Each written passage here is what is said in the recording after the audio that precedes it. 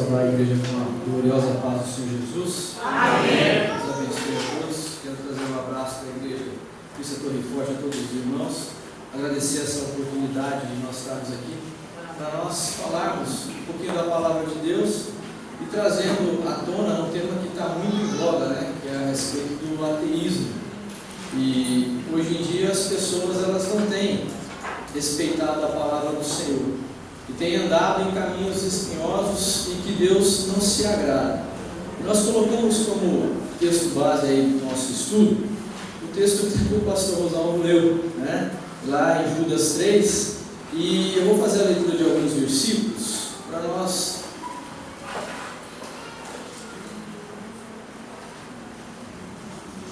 verificarmos o quanto é atual a palavra do Senhor.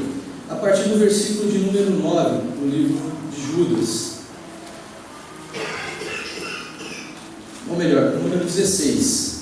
Estes são murmuradores, queixosos da sua sorte, andando segundo as suas concupiscências, e cuja boca diz coisas muito arrogantes, admirando as pessoas por causa do interesse. Mas vós, amados, lembrai-vos das palavras que vos foram preditas pelo apóstolo do nosso Senhor Jesus Cristo, os quais nos diziam que no último tempo haveria escarnecedores que andariam segundo as suas ímpias concupiscências.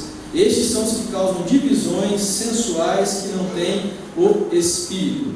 Mas vós, amados, edificando-vos a vós mesmos sobre a vossa santíssima fé, orando no Espírito Santo, conservai a vós mesmos no amor de Deus, esperando a misericórdia do Senhor Jesus Cristo para a vida eterna.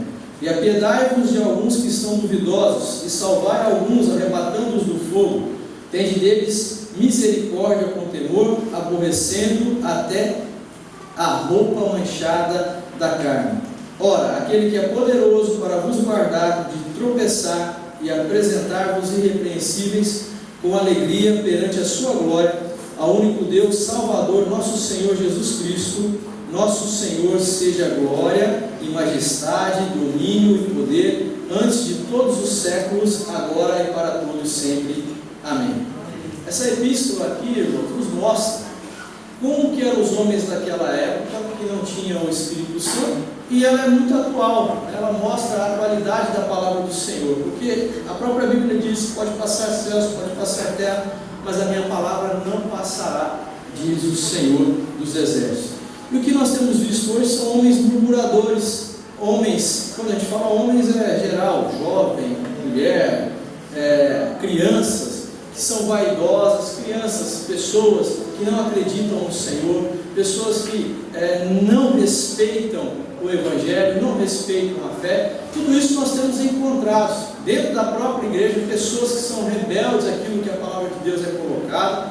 E nós vivemos tempos difíceis, tempos em que a fé ela está sendo apostatada. As pessoas estão deixando a fé, estão largando a fé para andar de acordo com a sua concupiscência. O que é concupiscência? Desejo, vontade da carne. Ela satisfaz somente a sua vontade, mas não satisfaz a vontade de Deus. E o tema que foi proposto, quando o presbítero Ricardo nos convidou, é a respeito do ateísmo. O que é ateísmo, irmãos? É a junção de duas palavrinhas, o prefixo de uma palavra grega a, significa negação, e teos, Deus. Então o que é? Negação de Deus. O ateísmo significa aquelas pessoas que não acreditam na existência de Deus, simplesmente falam que não existe. Tem várias religiões, várias seitas, né? Tem as suas maneiras de crerem, de acreditar, mas o ateísmo ele fala assim: não tem Deus, não existe Deus. E quando eu fiz esse estudo, eu já tenho um tempinho, o que motivou fazer esse estudo a respeito do ateísmo, que é um assunto bem amplo, bem vasto, foi um livro que foi lançado há alguns anos atrás por um filósofo americano chamado Sam Harris. E ele falou que o mundo estava desse jeito por causa dos cristãos, que o mundo estava sofrendo por causa dos cristãos, que o mundo não era melhor por causa dos cristãos. Era um livrinho fininho, e eu comprei aquilo, estava numa rodoviária, no aeroporto, não me lembro bem, eu vi aquilo e achei um absurdo, né, o que ele estava falando. E o livro que ele escreveu se chamava Uma Carta a uma Nação Cristã, onde ele trazia argumentos para demonstrar que Deus não existe, que a Bíblia é uma enganação, que a Bíblia seria a história da carochinha. Eu comprei esse livro, eu li esse livro e o Espírito Santo ele me moveu a escrever um outro livro combatendo esses argumentos. E aí eu escrevi esse livro na direção do Espírito Santo, chamado Uma Carta a uma Nação Ateia, onde nós fizemos um contraponto de tudo aquilo que esse filósofo havia falado, mostrando e demonstrando, biblicamente, demonstrando arqueologicamente, cientificamente, que esse negócio de ateísmo é para pessoas que realmente não experimentaram o poder de Deus, que não sabem fazer a leitura da natureza, não sabem fazer a leitura do seu próprio corpo. Porque se você analisar, meu irmão, quem somos nós? De onde nós viemos? Para onde nós vamos? Todo mundo aqui tem consciência, não tem? Todo mundo sabe aqui da sua presença e da sua existência. Todo mundo aqui pensa, todo mundo aqui imagina o futuro, todo mundo aqui consegue lembrar do passado. A gente admira o belo. E o que é isso? De onde que vem isso? De onde vem essa consciência que nós temos de nós mesmos? A hora que você olha para a natureza, você vê a perfeição como que são as coisas. A gente vê muitas coisas erradas, é porque o próprio homem destruiu em função do pecado, a natureza geme, mas você vê a perfeição de Deus reinando. Então como que você pode negar a existência de Deus? Como que você pode falar que Deus não existe? Isso é um absurdo. Isso é um absurdo do ponto de vista lógico, isso é um absurdo do ponto de vista teológico, do ponto de vista arqueológico, do ponto de vista científico. Porque tudo que você olha, você vê a complexidade que é o ser humano, a complexidade que é a natureza, a complexidade que é o reino animal, que tem a biologia, que são as florestas, que a gente vê só uma pessoa poderosa, que tem todo o poder nas mãos, que é onisciente, que é onipresente, onipotente, poderia fazer algo como nós conhecemos. E a Bíblia ela nos dá as respostas. Quem somos nós? Para onde nós vamos? E de onde nós viemos? A palavra de Deus fala. De Gênesis a Apocalipse ela está falando quem é nós, quem somos nós. Deus nos fez, criou o homem, criou a mulher, fez tudo perfeito, fez tudo maravilhoso, e aí o homem resolveu desobedecer. E aí entrou o pecado no mundo, e nós vemos o mundo como está hoje, sofrido, cheio de maldade, cheio de ódio, mas simplesmente porque o homem se afastou de Deus. Como se não bastasse se afastar de Deus, outros acharam por bem negá-lo. E que a própria natureza, e se nós olharmos com os olhos críticos, realmente falando, nós vamos ver que existe um Deus todo-poderoso que criou todas as coisas. Nós, como cristãos, nós não precisamos de qualquer comprovação científica para demonstrar a nossa fé. Precisa? Não. Por que a gente crê? Porque eu creio. Porque eu creio no poder de Jesus Cristo. Quando eu ouvi a palavra pela primeira vez e foi feito o apelo, eu levantei minha mão e criei. Criei por quê? O Espírito Santo me convenceu através da tua palavra e eu tomei uma decisão. Mas não precisou ninguém fazer um discurso, tratar aqui de homilética, ter a melhor retórica, ter a melhor argumentação do mundo para me convencer que Jesus Cristo é o meu Salvador. O Espírito Santo foi lá, me convenceu e se sente aquela coisa diferente, aquela coisa poderosa. E aí nós estamos aqui, combatendo o bom combate, seguindo a carreira cristã. Agora tem coisas como essa carta que nós lemos aqui de Judas, que nós não podemos ficar quietos, irmão. Nós temos que combater. E é muito louvável o que vocês estão fazendo aqui na igreja, estudando a respeito de seitas, a respeito de denominações aí que não tem nada a ver com a palavra de Deus. Por quê? Nós precisamos dar razões e motivação da nossa fé. Por que eu creio? Por que esse Deus tão maravilhoso é presente na minha vida? O que ele fez na minha vida? Então é isso que nós estamos tratando e que nós vamos aqui tentar ser bem concisos a respeito disso, porque é um assunto muito amplo, como eu já comentei aqui com os irmãos. Deixa eu só colocar aqui a apresentação para nós.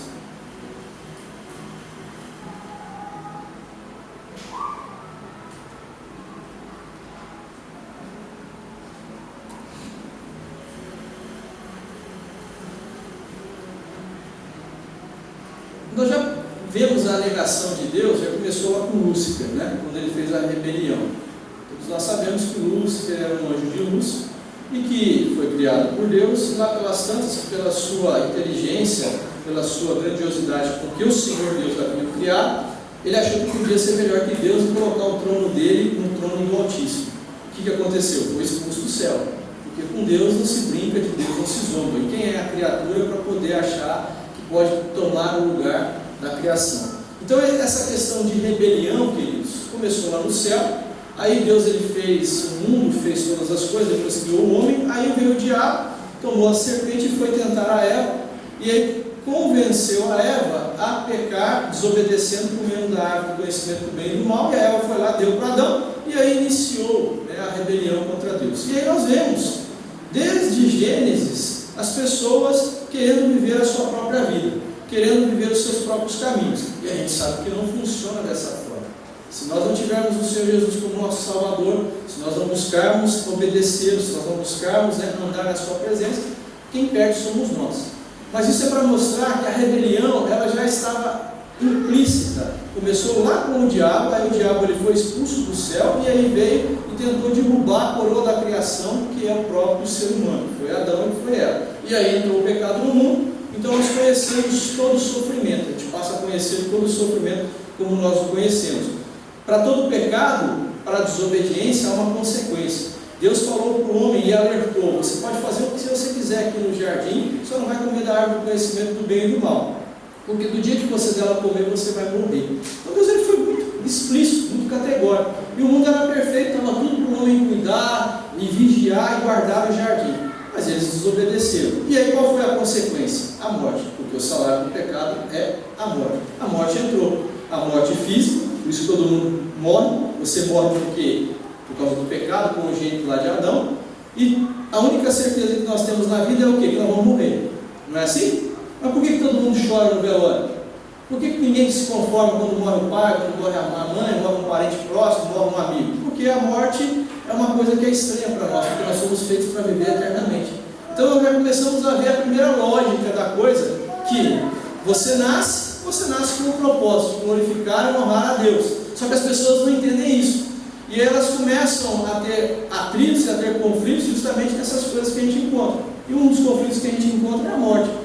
Todo mundo sabe que vai morrer, mas ninguém se conforma com ela, porque nós somos feitos para viver eternamente. Foi essa a proposta de Deus. Aí o homem pecou, passou a morrer fisicamente e se distanciou de Deus, perdeu a comunhão com Deus, a morte espiritual. Mas Deus fez um plano de salvação para nós, Jesus Cristo. Segundo Adão, que cumpriu toda a lei, verteu o seu sangue carmesim, seu sangue puro e inocente na cruz do Calvário para nos dar a salvação. E a palavra de Deus fala: por um só homem entrou o pecado, mas também por um homem só superabundou a graça. Por isso que você não precisa morrer hoje na cruz do Calvário para poder pagar o preço, porque o seu sangue não é puro, o sangue de Cristo era puro. Jesus fez isso no nosso lugar.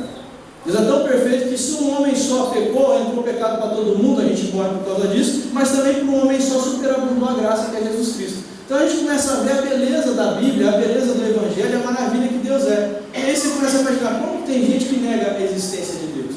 Como que tem gente que pode falar contra a existência de Deus? Então o ateísmo é uma espécie de rebelião contra o nosso Deus. E isso nós não podemos aceitar. Nós precisamos mostrar que as coisas não são da forma que é colocado. E nós temos o livre-arbítrio. Deus nos deu o livre-arbítrio para nós podermos tomar as nossas decisões. Deus não fez ninguém mecanicamente assim, robozinho. Não fez. Adão e Eva também não foram feitos robôs. Deus deu a opção para eles escolher ser amigo dele ou não. Eles escolheram a outra face. Mas nós escolhemos também a Jesus Cristo. E nós temos um motivo para isso. Porque nós somos abençoados e agraciados com a salvação que veio do nosso Deus. Aí esse filósofo que eu coloquei aqui para vocês, que motivou a gente fazer esse contraponto, escrever esse livro aqui sobre a questão do ateísmo, ele afirma que o cristianismo é a causa do mundo estar nesse caos, que a crença do valor da volta de Cristo para buscar a sua igreja é a causa de todos os problemas da humanidade, que se não houvesse religião, aí ele fala no plano geral, se todos acabassem com essa alegoria, que ele acha que é uma alegoria ou amuleto da existência de Deus, o mundo seria um paraíso, que a Bíblia é um livro qualquer, sem qualquer divindade. Será que é isso, irmãos? Não é, né? Tanto é que nós estamos aqui, nós temos o poder dessa palavra. Mas essa pessoa falou esse monte de besteira aí, ó. E aí, como que a gente vai combater isso? É justamente o querer distância de Deus e o negar a sua existência, o afirmar dele não necessitar, é que gerou esse desarranjo em todo o mundo, como nós já falamos, foi a desobediência. O mundo não está esse caos por causa dos cristãos.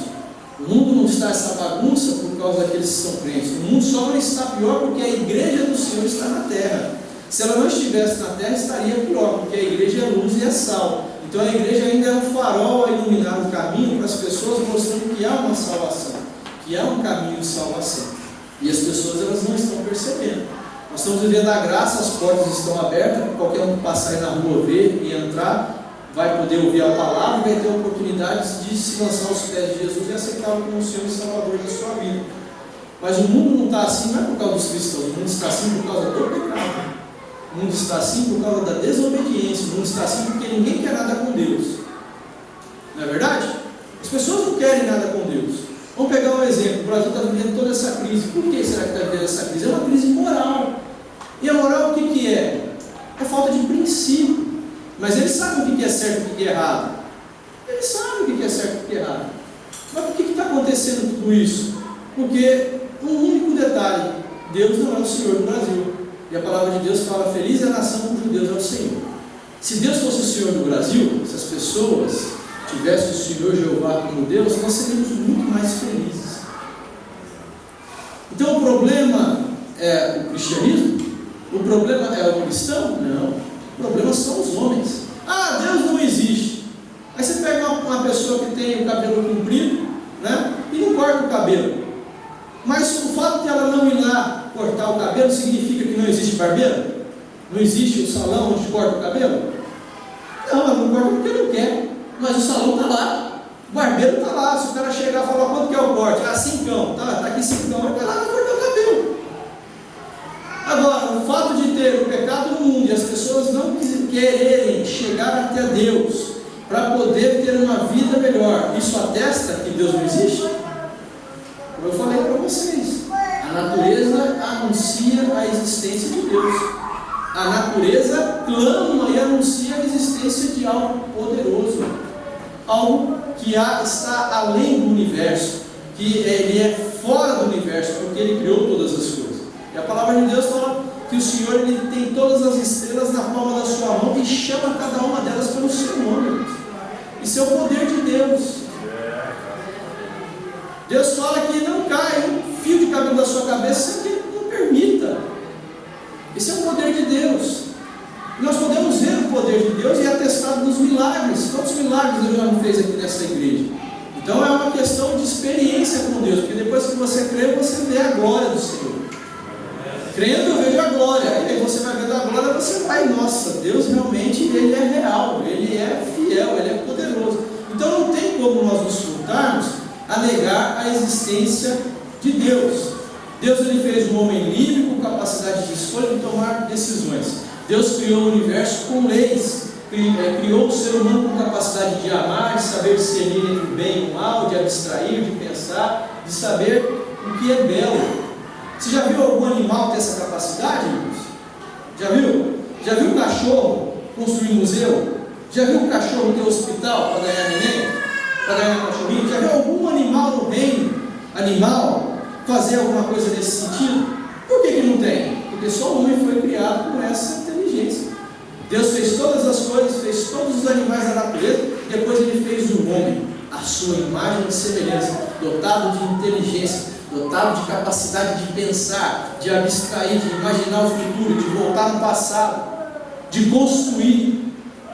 Você já viu um macaco construir alguma coisa? Construir prédio, construir casa, construir carro? Já viu um macaco ir na lua, construir uma nave espacial, um foguete ir na lua? Como é que você descende do macaco? O ateísmo usa como base, como premissa, que nós somos descendentes do macaco. Nós não, eles. Nós não somos descendentes do macaco. Por que tem macaco ainda? Parou a evolução de repente? Parou, acabou. Por que tem macaco ainda?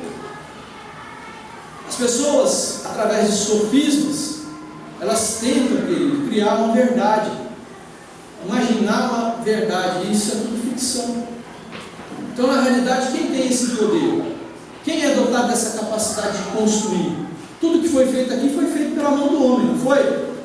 Pegou a madeira, foi lá, cortou a madeira, pôs um torno, torneou. Alguém construiu isso aqui. Quem fez essa casa aqui de oração? Alguém construiu isso aqui. Passou pela mão de homem. Você não vê macaco, né, no canteiro de obra, vê? O capacetinho lá, né, o esquadro, o compasso, o prumo, vê? Como que o ser humano descende de macaco? Como, irmãos? Explica para mim. Como? E por que parou a evolução? E tem essa macacada aqui, só faz macaquice. Isso é a distinção. E a palavra de Deus é clara. Deus fez o homem à sua imagem e semelhança. Soprou nele o seu espírito. Deu ao homem inteligência. O homem tinha tanta inteligência antes do pecado que ele deu um nome para todos os animais. Deus falou para os animais virem assim, ó, e falou, agora dá o nome, Adão. Ele deu um nome para todos os animais. Mas por que agora a nossa inteligência diminuiu? E mesmo para a inteligência diminuta, quantas coisas a gente já fez, né? Viagens espaciais, né? Quanta evolução da medicina, quantas construções aí, coisas maravilhosas, o carro, o automóvel, quantas invenções aí, a câmera, o computador, o celular, e os irmãos ficam aí tudo viciados no WhatsApp, né? No Facebook, não sai do Facebook. Quem fez? Macaco? Leão? Elefante? Homem? Ser humano, porque só ele tem essa pinça aqui, ele tem capacidade de articular, de construir, tem essa sintonia fina, porque Deus que fez assim. Então, irmãos, se a gente começar a analisar logicamente a criação do Senhor, se a gente olhar para nós mesmos, nós vamos ver que só Deus para fazer um negócio desse. Alguém aqui pensa para respirar? Vocês pensam? Inspira, expira. Inspira, se você for fazer isso, não faz mais nada, não é verdade? Você já contou quantas respirações e expirações você deu hoje? Não, você faz automaticamente. Mas quem fez isso? Quem soprou fôlego de vida em vocês? Foi Deus. Você controla quantas batidas de coração? Você deita lá e dorme. Não, agora o coração bate. Se não bater, eu vou morrer. Alguém que controla? Não.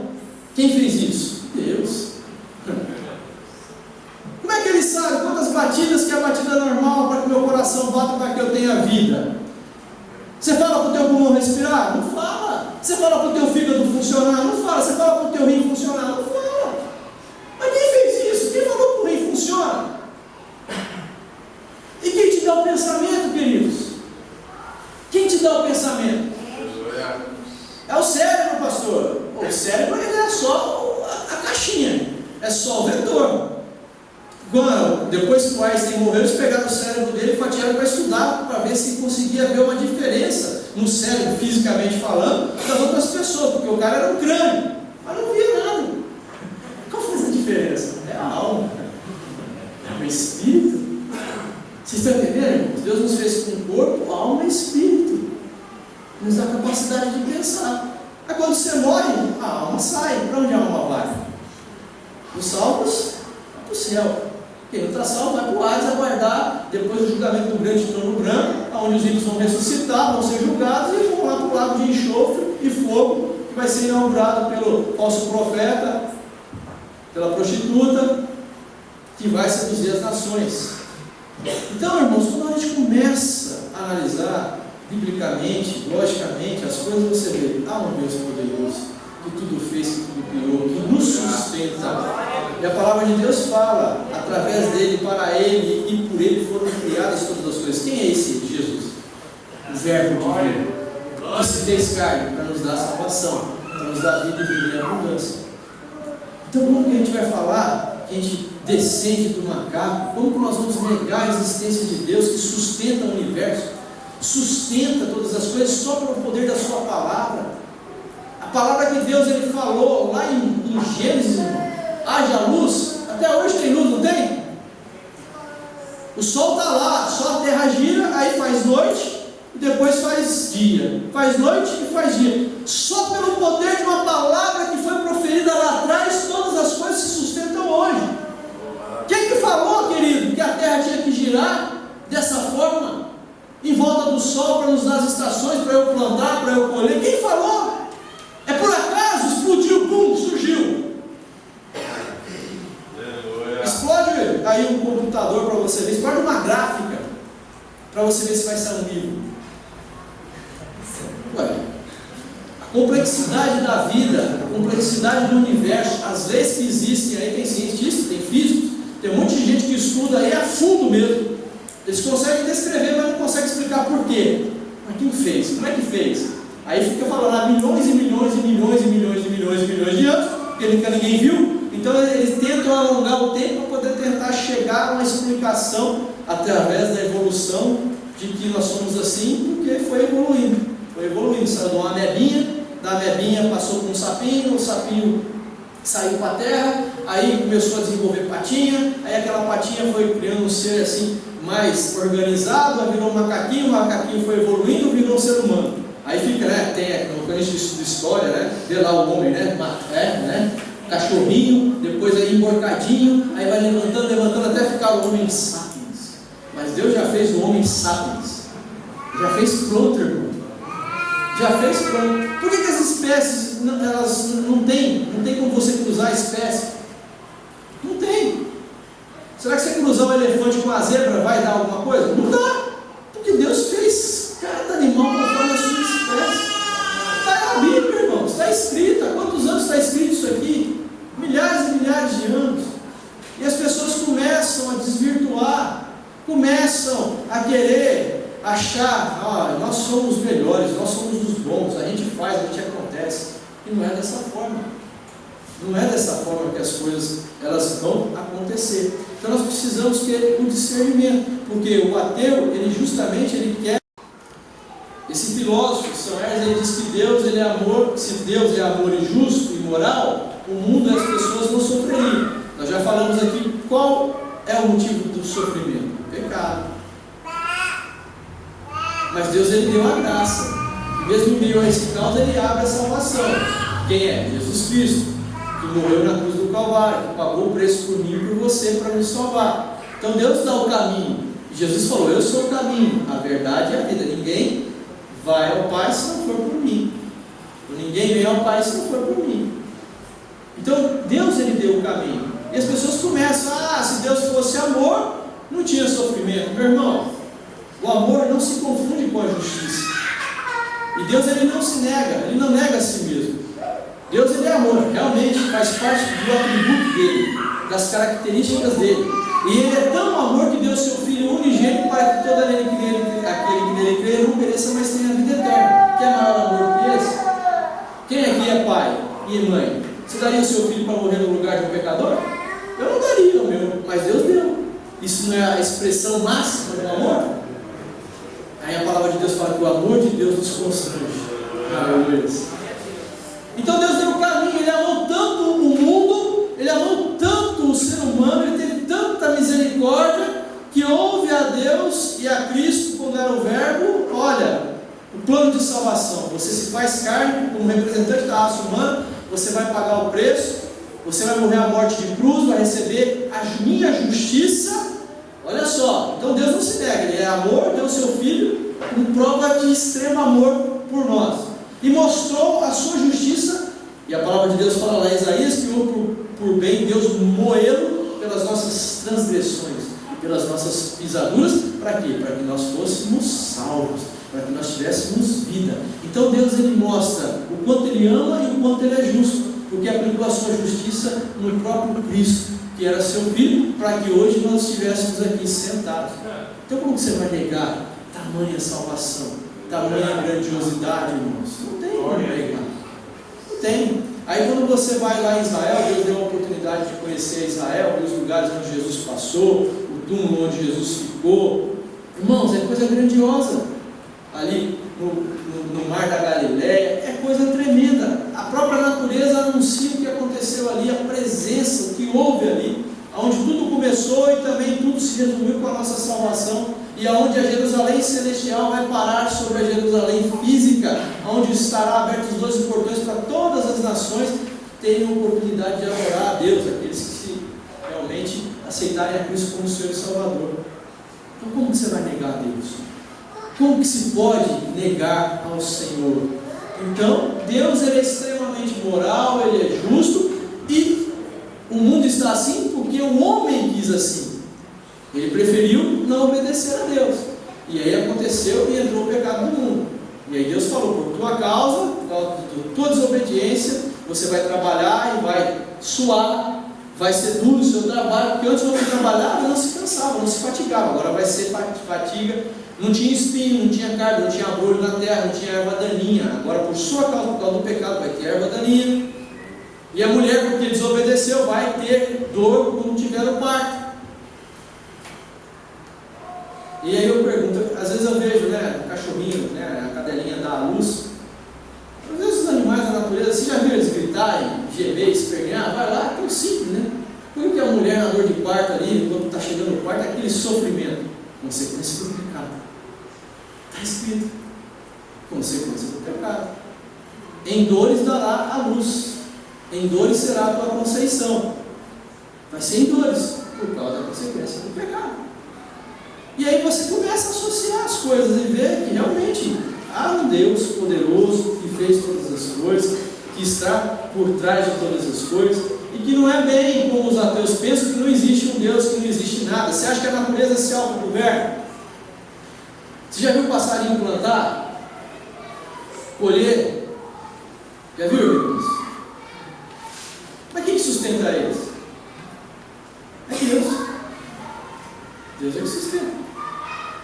Às vezes você passa em lugares assim, ninguém plantou, mas tem árvore. Quem que plantou a floresta amazônica? Quem plantou, irmãos? Veio um alien, um ET, passou por um disco voador e soltou um monte de sementinha. É isso? E tem um monte de gente que acredita em ET, né? É Deus que fez, queridos. É tão grande o negócio. Lá nos Estados Unidos tem uma árvore chamada sequoia. Ela é extremamente larga, tem uma lá que ela tem milhares e milhares de anos, que precisa mais de 30 pessoas assim com as mãos dadas para poder abraçar o tronco, e ela tem quase 100 metros, algumas têm mais de 100 metros de altura. Quem que fez um negócio desse? É Deus. Já viu o tamanho do elefante? Quem que fez? E o jacaré, o crocodilo, quem que fez um negócio desse? É Deus, para a sua honra, para a sua glória, para mostrar que Ele é Deus, Ele é poderoso. Então como que você vai negar que Deus não existe, se a própria natureza anuncia e mostra que há algo muito maior, muito superior? Aí as pessoas falam assim: pastor, mas tem um monte de tribo aí que nunca tiveram contato com a civilização. A gente acha que nós somos civilizados, né?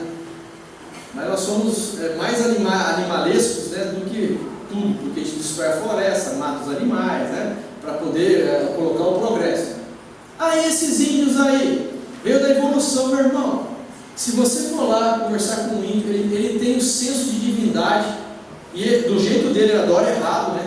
Ele não conhece a verdade, mas ele sabe que há algo muito mais grandioso, há algo muito mais poderoso por trás da natureza. Eles não sabem quem é, sabem que é uma divindade, é algo assim fenomenal, extremo, mas eles não sabem quem é. Mas você acha que o índio não tem inteligência? Porque às vezes a pessoa pensa, é um aborígene, né? Está isolado. Tem extrema inteligência. Tanto é que tem cota, né, para índio. Você vê índio aí, Yanomami, vários das tribos indígenas que tem no Brasil, doutor, mestre, livre e docente. Mas não é índio. Meu irmão, não foi Deus que fez. Mesmo não tendo contato com a civilização, ele é dotado da mesma inteligência que eu e você. E os índios isolados que nunca tiveram contato com a civilização? Puxa vida, eles falam de um dilúvio que aconteceu. Mas como? Eles nunca viram a Bíblia. Nunca leram a Bíblia, que fala que Deus ia derramar as águas, abrir, né, os porões da terra para poder inundar, para poder acabar com a maldade, porque só tinha um homem que era justo, que era Noé. Mas e aí, como é que se explica isso? Nunca tiveram contato com a civilização, nunca viram uma Bíblia, nunca leram uma Bíblia, mas eles relatam ali nas suas tradições orais de um dilúvio, que um dia a terra toda encheu de água. Por que será? Porque nós viemos, né, depois do dilúvio, de um tronco comum chamado Noé e sua família. E as tradições, né, antigamente, não tinha livro, não tinha computador, não tinha caneta, não tinha papel, era passado oralmente. Então você pega uma tribo lá da China, lá da Austrália, ou lá da Tailândia, que nunca teve contato com o mundo, e fala que existiu um dilúvio. Mas com o Dr. Google, né? Google, pá, clica lá, aí aparece. E aí? Como você explica? A presença de Deus, que Deus existe, que Ele mesmo se anuncia, as obras da sua criação anunciam quem Ele é e o seu poder.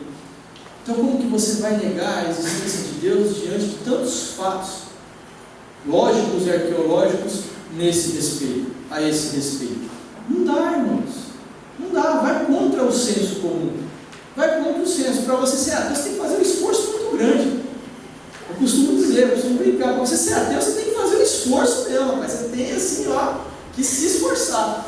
Porque vai contra a lógica formal que eles tanto defendem, vai contra a própria lógica formal que eles defendem. Então nós precisamos entender isso e saber que o nosso Deus, Ele nos traz paz, alegria, refrigério, salvação.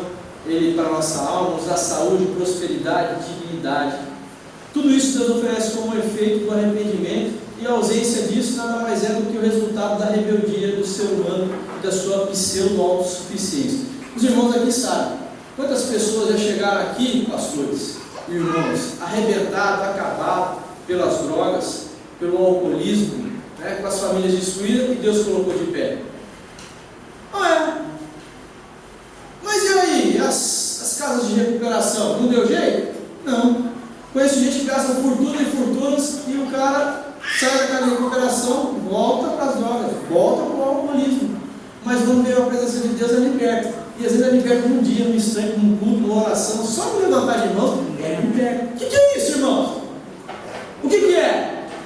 Nem a medicina deu jeito, não é verdade? Nenhum cientista deu jeito, mas Deus deu jeito. É Deus, é a presença de Deus, a existência de Deus. Então como que você vai negar? A igreja, queridos, ela tira mais gente das ruas, mais gente das drogas que qualquer casa de recuperação aí. A igreja ela faz muito mais trabalho social do que o próprio governo, mas não recebe nenhuma ajuda do governo. Mas a igreja, ela é farol por causa da presença de Deus, da existência de Deus. Quantos milagres aqui, irmãos, vocês já não viram Deus fazer? Lá na nossa igreja Deus já curou câncer de cabeça, tumor no cérebro, tumor no seio, senhoras que chegou lá desenganada pelos médicos que ia ter que arrancar a mama, porque estava tudo tomado e Deus curou. E tem 7 anos, está lá tudo inteiro, a mama lá inteirinha, porque Deus curou. Lúpus, que não tem cura, que é uma doença que faz um estrago muito grande, Deus já curou, já vi, irmãos. Como que Deus não opera? O que é isso? É o homem? É a ciência? É a matemática? Não. Deus é aquele que opera sem bisturi, opera sem abrigo, meu irmão. E é tão misericordioso que Ele permitiu que a medicina avance até para o ímpio, porque o ímpio às vezes não conhece a Deus, não vai para a casa de Deus, mas vai no hospital. Então Deus tem tanta misericórdia que todos se beneficiam da misericórdia de Deus e não estão percebendo. Então nós vemos a presença de Deus. Como você vai negá-lo? Como você vai falar que Ele não existe? Nós temos aqui prova viva disso. Provas vivas disso. Eu estou passando, irmãos, porque tem muita coisa, então eu estou pegando os pontos principais para nós entendermos aqui. Jesus Cristo é a personificação humana do Deus vivo, onde nele Deus aplicou a sua justiça para demonstrar o seu imenso amor por nós. Cristo fez e continua fazendo todas as coisas. E a palavra de Deus fala que todas as riquezas, todos os tesouros estão escondidos nele. E as pessoas estão procurando naquilo que não é pão. E nós vemos isso muito dentro da igreja. Nós temos que falar que dentro da igreja porque nós estamos na igreja. Nós vemos muitos irmãos correndo atrás da bênção, ao invés de correr atrás de Deus, de buscar a Deus, o Senhor da bênção. Nós vemos muitas pessoas querendo se beneficiar daquilo que a igreja dá, através do poder da palavra de Deus, da presença do Espírito Santo, que é cura, que é libertação, que é prosperidade, paz, alegria, mas não querem se comprometer. Olha, irmãos, precisamos fazer isso, precisa de alguém aqui para poder levar à frente da alternativa. Eu não posso. Fulano. Ninguém se compromete. Todo mundo quer flertar com a igreja, mas não se compromete com a igreja. O que é isso, irmãos? Onde está o compromisso? Então nós vemos o mundo entrando dentro da igreja. Nós vemos a igreja cada vez mais parecida com o mundo, ao invés da igreja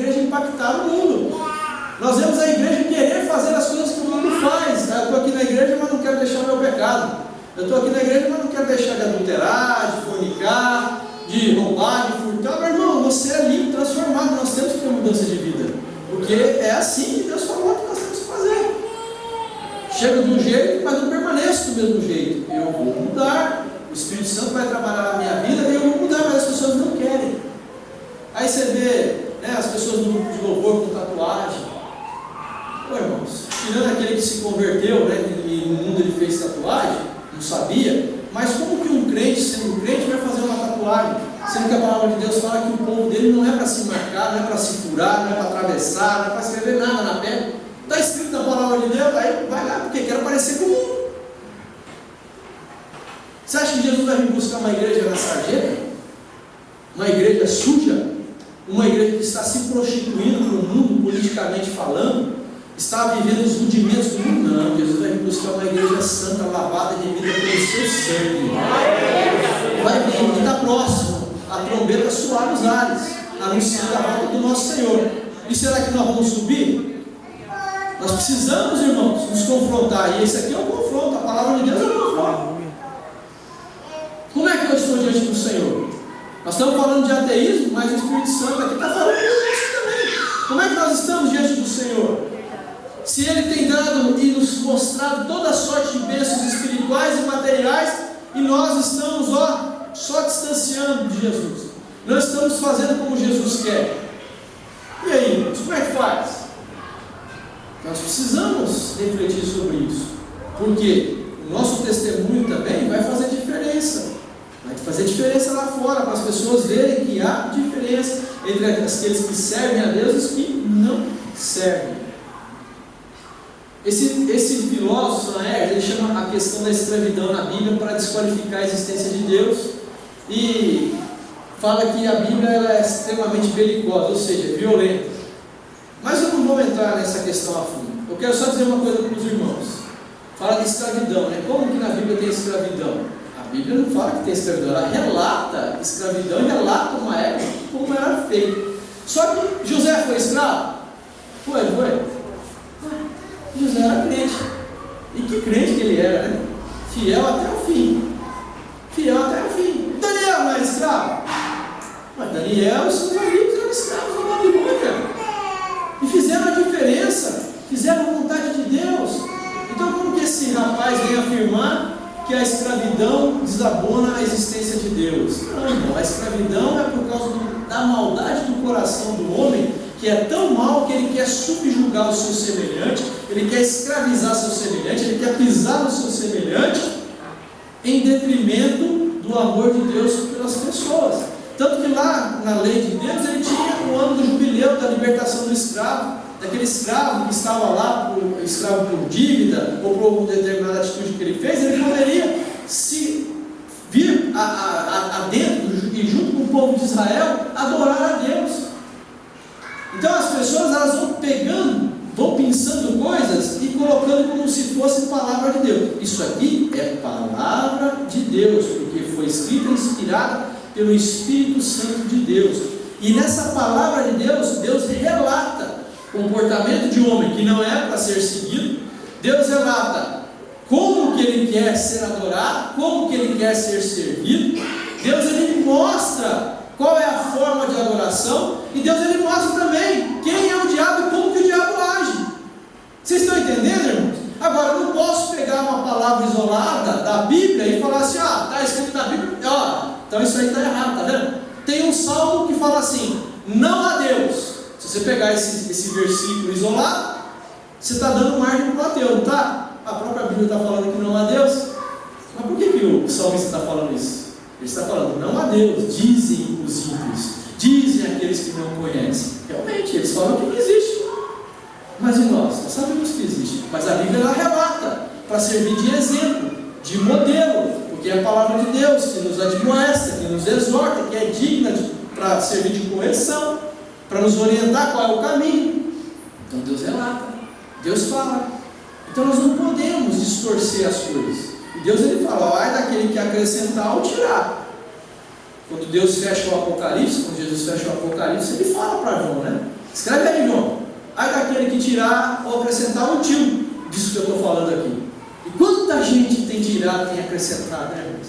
A gente tem visto pastores aí falando de trízimo. Alguém já viu dízimo na Bíblia? Não é dízimo, é dízimo. Ah, não, é o 10% do Pai, 10% do Filho, 10% do Espírito Santo. Ah, isso é enganação. E tem gente que cai. Tem irmãos que acreditam. E aí? Vocês estão entendendo, irmãos? Aonde eu quero chegar? Como é que a coisa está indo? Como é que estão desvirtuando a palavra do Senhor? E isso serve de testemunho ruim para aqueles que são ateus, que não acreditam em Deus, para aqueles que também não conhecem a verdade. Aí você vai falar da verdade, não, mas crente, olha lá, fulano de tal fala isso. Não vou citar nomes aqui por questão de ética. Ah, mas o líder de tal denominação faz assim, isso é o problema dele. Ele vai prestar conta com Deus, irmãos. Ele vai prestar conta com Deus. Ontem eu fui numa reunião, eu já conheço essa pessoa há muito tempo. Essa pessoa disse que é pastor, mas não acredita mais em Deus. Que pastor é esse que não acredita em Deus? Não, porque fulano de tal ministério ganha 100 mil reais por mês, tem jatinho e tem amante. Falei, irmão, é problema dele. Deus vai ter um encontro com ele. Mas por que não aconteceu ainda, não teve encontro? Deus tem o seu jeito de trabalhar, mas ele vai encontrar o dele. Ah, a palavra de Deus fala que quem usa de engano não fica na casa de Deus. Realmente, a palavra fala e não fica mesmo. Mas como é que tem lá? É porque as pessoas que o assessoram estão apoiando ele e não querem andar na verdade. Ah, mas não dá isso. Irmão, o negócio é o seguinte, eu estava já me irritando aqui. Ou você crê ou você não crê, querido. A palavra está aqui. Ou você acredita ou não acredita. Ou você é cristão ou você não é. E outra, quem é você? Quem é o barro para contender com o livro? Quem somos nós para contender com o Senhor, irmão? Ué, quando Jó tinha tudo, perdeu tudo, ele não contendeu contra Deus. Deus deu, Deus tirou. Nu eu vim ao mundo e nu eu vou voltar nele. Vou sair dele. Aí a mulher de Jó chegou, foi a única que sobrou, né? A mulher de Jó. Amaldiçoa teu Deus e morre. Falei, você fala como uma louca, mulher. E quantos crentes hoje estão falando como loucos diante do Senhor? Estão agindo como loucos diante da palavra, diante da verdade, irmãos. Não pode ser assim. Então nós temos que fazer a diferença, nós temos que dar um exemplo. O exemplo no agir, o exemplo no falar, o exemplo no negociar, o exemplo no vestir, o exemplo no comportamento, o exemplo no trabalho, o exemplo na faculdade. Aí vai lá, o crente na faculdade vai colar. Que exemplo é esse? Que exemplo é esse? Está lá na escola, vai fazer a cola. Você leva muito mais tempo para fazer a cola. Se você estiver estudando, deve ser muito melhor. Onde nós vamos parar, irmãos? Não dá. Nós precisamos voltar ao primeiro amor. Porque nós conhecemos a verdade. A verdade, ela nos liberta. Então, onde está, querido, vamos dizer assim, a violência da Bíblia? Isaac, todos os poços que ele perfurou foram lá, contenderam com ele. O que ele fez? Ele brigou? Não, deixou, né? Foi lá e abriu outro. Aí contenderam com ele, ele foi lá e abriu outro, até que deixaram de contender. Aí ele falou assim: Reobote, o Senhor nos abençoou. Deus nos abençoou, bênção avassaladora. Porque Deus abençoa aqueles que são fiéis. Isaac plantou no deserto, plantou um, colheu 100. Você já viu isso, querido? Você plantar um e colher 100? É a matemática de Deus, é o poder de Deus. É o poder de Deus. Como que nós vamos negar a esse Deus? Negar a existência de Deus? Não dá.